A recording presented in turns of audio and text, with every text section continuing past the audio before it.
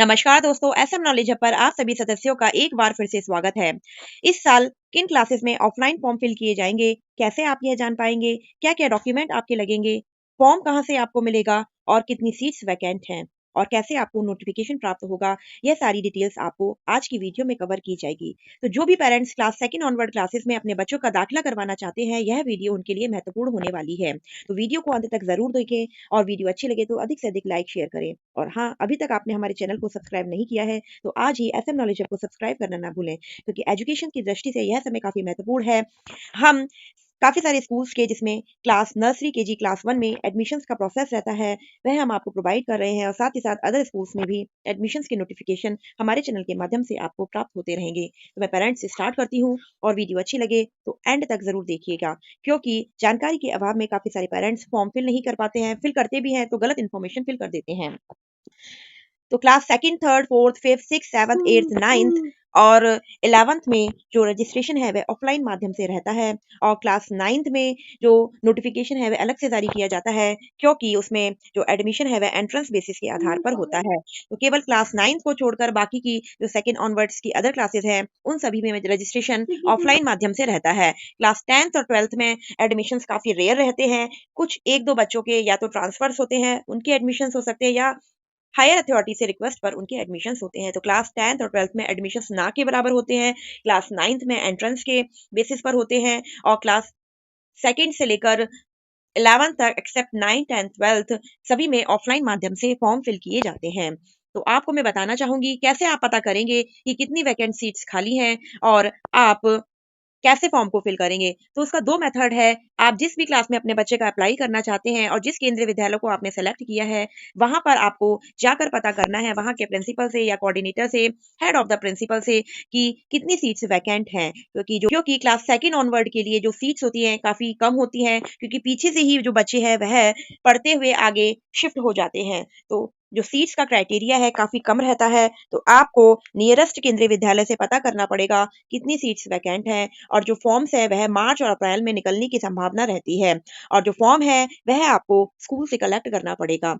दूसरा मेथड यह है कि जिस भी केंद्रीय विद्यालय में अप्लाई करना चाहते हैं उसकी ऑफिशियल वेबसाइट पर आपको जाना पड़ेगा। लाइक मैं दिल्ली से हूँ और दिल्ली का कोई केंद्रीय विद्यालय अगर मैं सेलेक्ट करती हूँ तो उस केंद्रीय विद्यालय की ऑफिशियल वेबसाइट को मुझे सर्च करना पड़ेगा। उस पर मैं जाकर अनाउंसमेंट सेक्शन में चेक करूंगी कि क्या नोटिफिकेशन उस पर्टिकुलर स्कूल ने निकाला है। अगर कोई सीट्स वैकेंट होंगी तो मार्च और अप्रैल के बीच में आपको उस वेबसाइट पर आपको देखने को प्राप्त हो जाएगा कि कितनी सीट्स के लिए रजिस्ट्रेशन उपलब्ध हैं और जो फॉर्म का परफॉर्मर है वह भी आपको ऑनलाइन प्राप्त हो जाएगा। जब रजिस्ट्रेशन से स्टार्ट होंगे तो मैं आपको ऑफलाइन किस प्रकार से फॉर्म फिल किया जाता है वह मैं आपको अच्छी प्रकार से समझा दूंगी और साथ ही साथ जो डॉक्यूमेंट्स हैं वह आपको ऑफलाइन माध्यम में सभी डॉक्यूमेंट्स अटैच करके स्कूल में सबमिट करने होंगे। उसके बाद में जो एडमिशन का सिलेक्शन है वह प्रायोरिटी कैटेगरी के आधार पर ही मेरिट बनाई जाती है और जितनी सीट्स वैकेंट होती हैं उसके आधार पर सीट्स को फिल किया जाता है। तो आप ये बात समझ लीजिए कि अभी रजिस्ट्रेशन स्टार्ट नहीं हुए हैं। काफी सारे पेरेंट्स के मेरे पास में कमेंट आए हैं कि मैम जो आपने ऑफिशियल वेबसाइट ऑनलाइन रजिस्ट्रेशन की बताई थी क्लास 1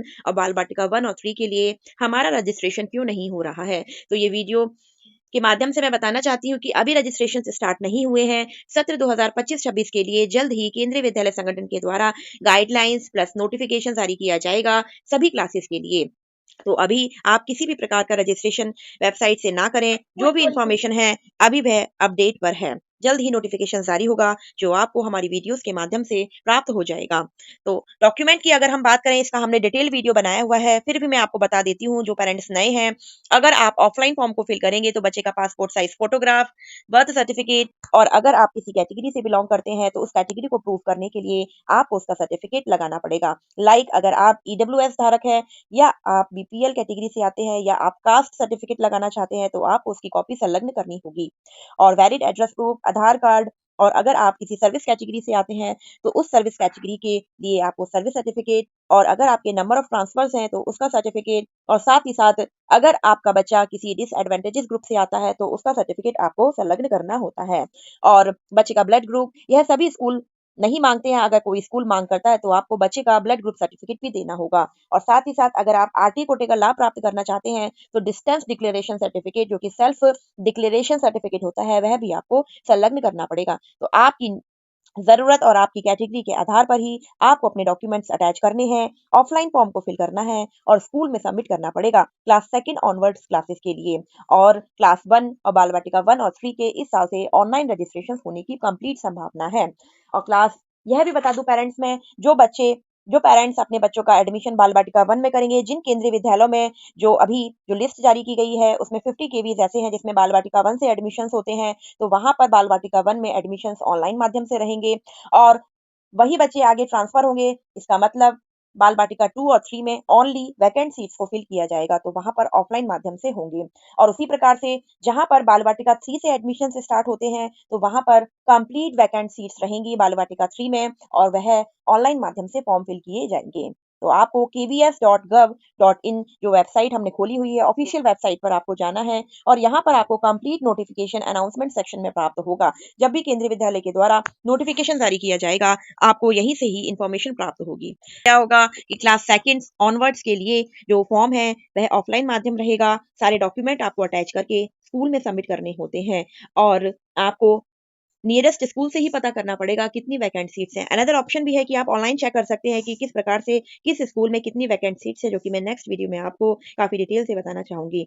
इससे पहले जो हमारे चैनल पर नए हैं, एसएम नॉलेज हब को सब्सक्राइब करना ना भूलें और अगर आपको कोई भी डाउट है तो आप हमें कमेंट करके पूछ सकते हैं। आप हमें इंस्टाग्राम और फेसबुक से भी जुड़ सकते हैं और बेल आइकन प्रेस करना ना भूलें। इसी के साथ नेक्स्ट वीडियो में मिलते हैं। Thank you.